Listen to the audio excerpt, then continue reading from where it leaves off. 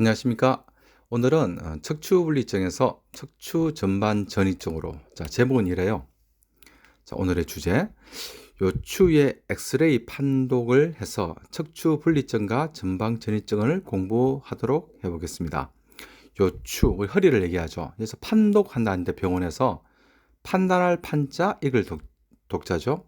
그러니까 그거를 엑스레이 사진을 보면서 이제 판단을 하는 거죠. 먼저 척추의 사진을 볼 때 네 가지 원칙으로 판독을 합니다. 자, 무슨 원칙이냐? ABCS의 원칙.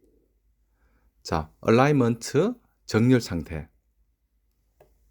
우리 타이어 매장 가보게 되면 휠 얼라이먼트, 휠 밸런스를 본다고 하죠. 그 정렬 상태를 얘기하는 겁니다. 뼈가 가지런하게 있는지, 휘어져 있는지 그 상태를 보는 겁니다. 그 뼈의 상태, 본이 이렇게 회전이 되어 있는지, 이렇게 굴곡이 되어 있는지, 카트리지 연골의 상태, 카트리지는 뼈의 끝면에 있는 게 연골이겠죠. 그 다음에 소프트 티슈, 연부 조직이라 하고, 근육, 힘줄, 인대, 이런 거를 얘기하죠. 지금 아래쪽에 있는 사진을 보게 되면 요추, 허리의 예측 사진을 보도록 하겠습니다. 라테랄 뷰, 측면 사진이죠. 사진을 보게 되면, 자, 위에서부터 1, 2, 3, 4입니다. 자, 그리고 S가, 빨간색 S는 청골, 그리고 요 파란색 점선의 동그라미는 SP라고 했는데, 요걸 이제 밑에 있는 글을 보면서 설명하도록 하겠습니다. 자, 아래쪽 청골 1번에 비교해서 위쪽 요추 5번, 이거는 전이증에 대한 설명인데, 먼저 부위명부터 설명하도록 할게요. 청골, S는 세이크럼, 청골이죠. 그 다음에 파란색 점선은 동그란 그 원은 SP, 스피노스 프로세서라 해서 극돌기라 하거든요. 우리가 좀 슬림한 사람들 등 척추 중심에 만져보면 이렇게 탁탁 만져지는 그 뼈를 극돌기로 합니다. 그 다음에 또 척추 분리적, 스폰딜로라이시스, 리시스라고 하기도 합니다. 여기 설명을 해놨는데, 그리스어로 스폰딜로는 버터브라, 척추를 의미하고, 라이시스는 디펙트, 결손을 의미합니다. 디펙트. 또 다른 말로 세퍼레이션, 분리라고 얘기하죠. 그래서 척추 전방 전이증, 스폰딜로 리세시스. 자, 이해를 보게 되면, 자, 얘기를 한번 다시 올라가 보겠습니다. 자, 여기 보게 되면 S 적힌 청골에 보면 1, 2, 3, 4라고 적혀 있습니다. 그래서 척추 전방 전이증을 볼 때 어떤 걸 중심으로 보는가 하면 아래쪽에 있는 뼈에 비해서 위쪽 뼈가 전방으로 이렇게 이동됐는지를 보는 거예요. 위쪽이 중심이 아니라 기본은 아래쪽이 중심입니다. 그래서 지금 세이크럼, 청골에 비해서 요추 5번이 딱 한 1단계 정도 앞으로 이렇게 제가 노란색 선을 그어놨는데 그 1의 점선과 딱 일치를 하죠. 그래서 청골, 우리가 세이크럼 베이스를 해서 청골저에 중간을 딱 잘라서 4단계를 합니다. 딱 이렇게 4단계를 해서 거기서 1, 2, 3, 4 그렇게 해서 이제 보조기를 해야 될지 수술을 해야 될지 판단을 하거든요. 그리고 이게 동그란 점선이 있죠. 거기는 이제 척추가 이렇게 까만 선처럼 보이는데 척추가 이렇게 분리됐다. 그리고 분리돼서 앞으로 조금 기어 나오게 되면 이제 분리된 상태에서 앞으로 위치 이동, 전이 됐다고 얘기를 합니다. 자, 척추 분리증은 상관절 독일과 하관절 독일 사이에 있는 관절 간에 좁아진 부위, 협부에 결손이 생긴 상태를 말한다. 자, 이거는 제가 나중에 엑스레이를 딱 한 가지를 가지고 설명을 해야 되는데요. 협부는 되게 이렇게 좁은 부위를 협부라 하죠. 자, 그냥 읽어보겠습니다. 척추 전방전이증의 종류로는 협부 결손형이 있는 척추 분리증이 있다. 이제 협부를 우리가 이스머스라 그러고 아까 결손, 디펙트라고 했죠. 협부 결손형이 있는 척추 분리증. 보통 요추 5번과 1번 사이에서 나타난다. 아까 위 사진이 보게 되면 요추 5번과 청골 1번, 세이크럼, 청골 1번 사이에 나타났죠. 자, 다시 들어보겠습니다. 그래서 일반적으로 5번과 1번 사이에 나타나고 제가 좀 이렇게 오타가 좀 있네요. 엑스레이로는 오브릭 뷰에서 쉽게 볼 수 있습니다.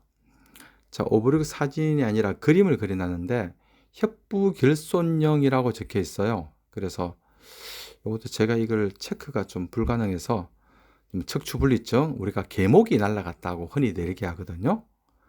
그 위에 그림에 제가 눈도 그려놨고 입도 그려놨어요. 딱 강아지 모양이죠.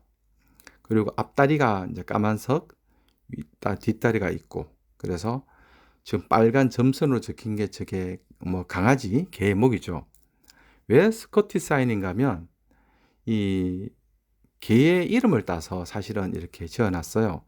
어떤 스코티스 테리어라는 품종을 말하는데, 자, 요 그림입니다. 다리가 되게 짧죠.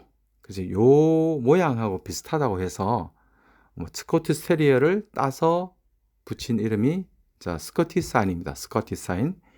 결국 개목이 여기서 딱 금이 간 거죠. 금이 간 상태를 분리증이고, 금이 가서 이게 금이 간 상태가 계속적으로 벌어지는 것을 우리가 전이증이라 그럽니다. 또 그림을 해놨는데, 자, 이거를 제가 쉽게 설명해 드릴게요. 여기 첫 번째 그림은 파스 인터 아티큘라리스 해서 이거는 부입니다. 병이 아니라 파스가 인터 아티큘라리스가 간절간, 인터가 뭐 사이 간자죠. 사이 간자. 아티큘라리스가 간절이고 간절간의 부위, 그러니까 간절과 간절 사이에 있는 부분을 얘기하는 거예요.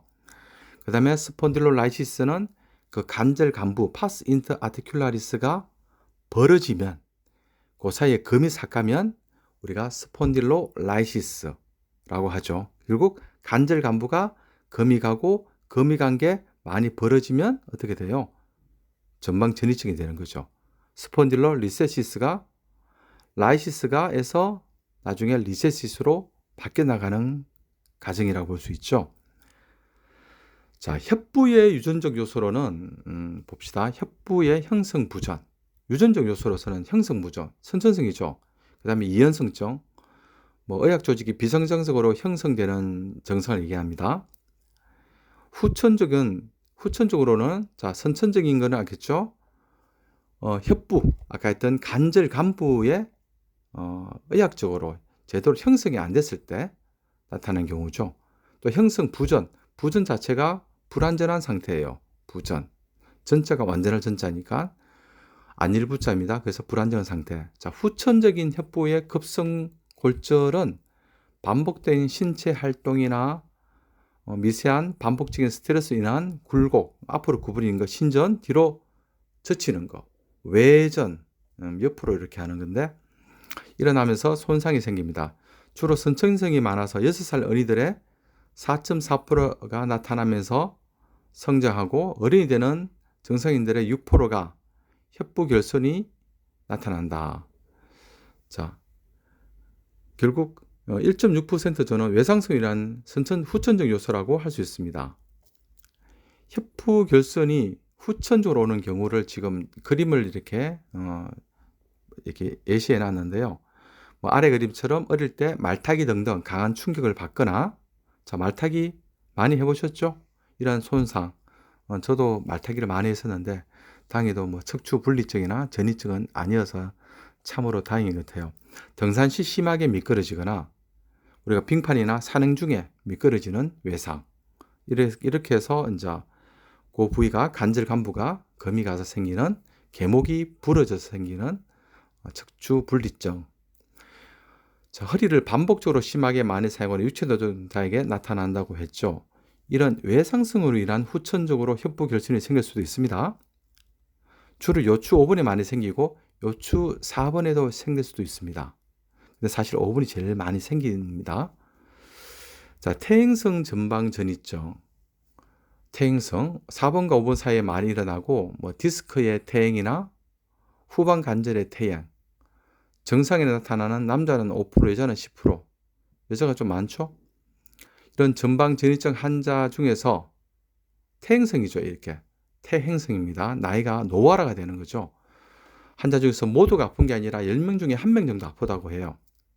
이때 통증은 뭐 디스크성 디스크가 찢어져 생기는 디스크성 통증이나 허리나 골반 쪽이 아프죠.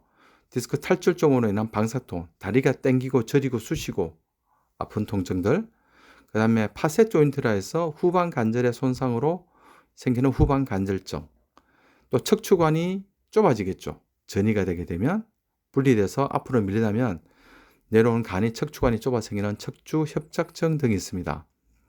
지금 우선 전체적으로 설명을 드렸는데 나중에 개별로 한 개씩 사진을 가지고 제가 펜으로 체크하면서 설명을 다시 한번 드리도록 하겠습니다. 네, 감사합니다.